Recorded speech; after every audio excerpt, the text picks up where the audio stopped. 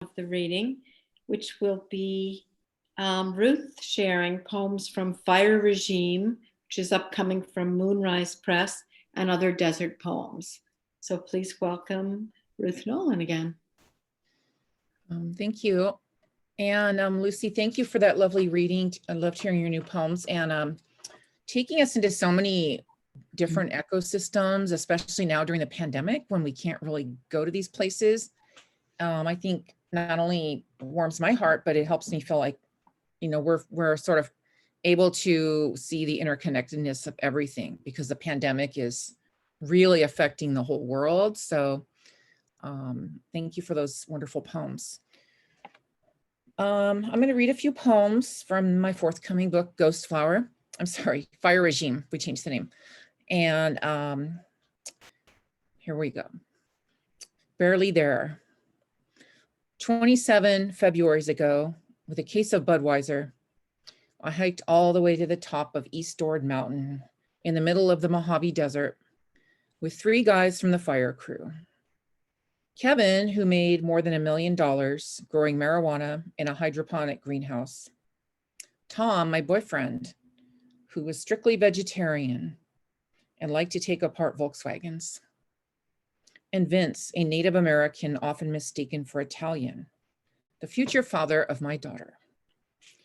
All day in a jagged landscape lacking trails, we hiked and found our way to the top of that lonely 6,000-foot high peak. We took turns firing Vinny's AK-47 at rocky outcrops. Cannot tell a lie. Shooting that rifle was a lot of fun. And near the mountaintop, we found a charred pair of bighorn sheep horns resting next to a cave. They looked really old and burned, probably from some fire that had swept through here, we said. And years later, a Chemehuevi elder tells me this: those horns were left there as an offering by a shaman. He cried for us all. He touched the stars.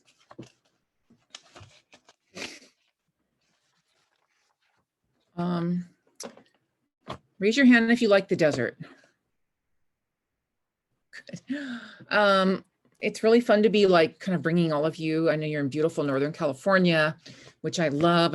I'm a Californian, so I feel like the entire state is my home. I've spent many, many, many hours and days and weeks in the Redwoods, and I have family in the Bay Area, and just feel like sort of increasingly a call as a writer to help people understand what's going on down here in the desert with the impacts of climate change and huge increases in human visitors to places like Joshua Tree National Park, which is really impacting the desert, and the politics of land management is becoming really intense and not always, you know, what glitters is not always gold. And so in particular, the recent push to list the Joshua tree, the Western Joshua tree, as an endangered species was very toxic. It was a very,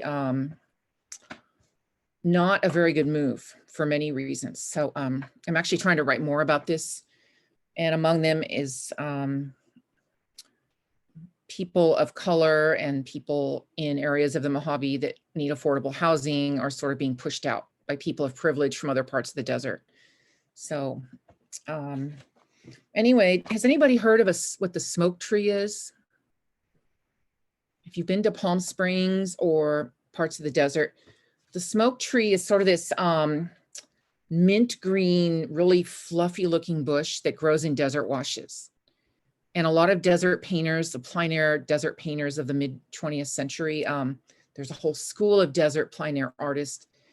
And this was a very common thing for them to paint because it just looks like it's just sitting there like a puff of smoke. And like many desert plants and plants in all of the ecologies across our state, they seem really tough, but they have very fragile, the way they're born, the way they reproduce, kind of like the redwood tree. So the smoke tree has a really interesting way of having its seeds regenerate. The process is known as scarification. Smoke tree scarification. The process by which you are born, Only during flash floods, after the water surge leaves you exposed, your thin shoulder seed, you ache with the song of water that's passed you by. You ache with the song of boulder brutalities. Strong winds from the east lift you up from the dry wash to sing your scraping harmonies. So the smoke tree, the seeds have to be roughed up by boulders that only get moved around when a flash flood happens in a wash, which that doesn't happen, all the time. A certain area can go years without that happening. So just one of the really amazing and miraculous desert plants. The following poem is called Beautiful Remains, Utah Desert, California. And this part of the desert is really close to Mexico, down in Imperial County, east of Los Angeles. I saw 3 golden eagles on the morning of the night of an all-night mourning ceremony, sponsored by Kumeyaay and Kachan Indian people, who for centuries have called this part of the desert home. I saw 3 golden eagles on the night of a night-long mourning ceremony, for the eagles being killed, for the tortoises being killed, for the tall ocotillo cactus being killed, for all that is being sacrificed in the name of renewable energy. The first eagle landed in the fast lane of Interstate 16 in the bad lanes, east of Riverside, and was waiting there. It lifted slowly as I approached on my way along the lonely drive to the ceremony. The second eagle was painted on a truck on I-10 near Palm Springs and rode beside me for more than 30 miles. The Santa Ana winds at our backs, taller than life or wind towers. The third eagle was a piece of fine art carved into the bolero tie of the tribal chairman in ivory white, every fine detail a feather chiseled like winged hearts. I'm telling you this story because it's true, because all 3 eagles flew above our heads while the men shook rattles and sang bird songs and women danced all night long from sunset to sunrise, because we all wept on that hill by the medicine wheel. And then the sun grew too warm and the wind refused to howl anymore. So many, many miles of pristine desert with old growth cactus and ocotillo and other desert plants was just bladed, clear cut, tens of thousands of acres, and large windmills were put in.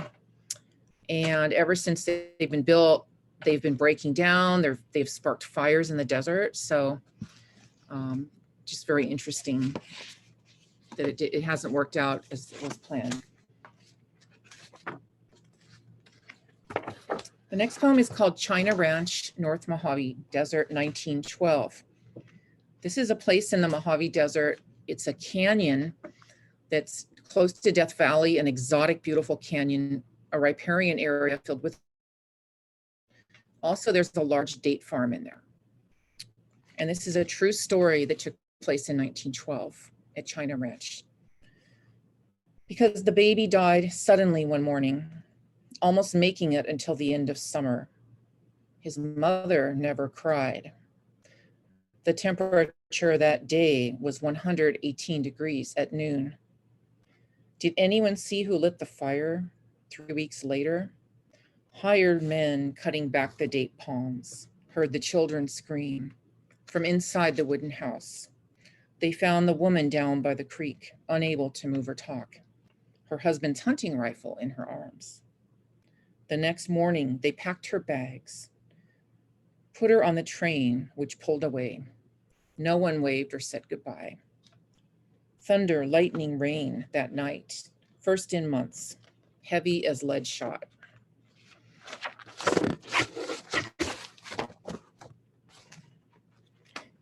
And my final poem is one that I've written recently.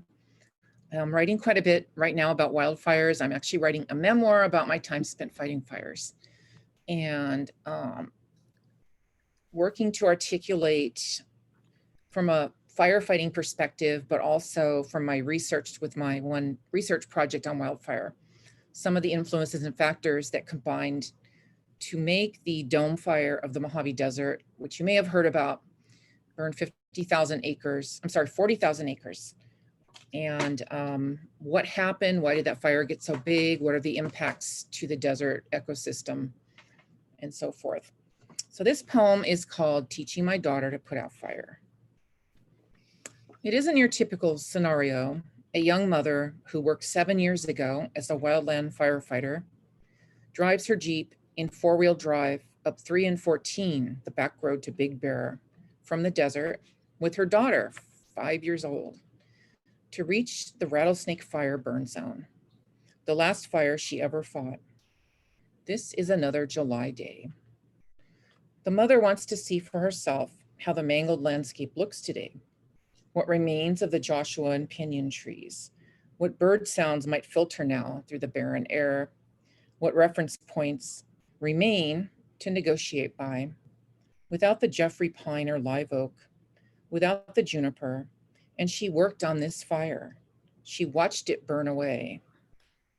Huge boulder scatter revealed, ominous ghost wails rising from heavy smoke. Now she wants to reassess, look for signs of life, now that so much has been taken away. One careless toss of a cigarette, one careless finger on a trigger, a father locked away, his best friend dead.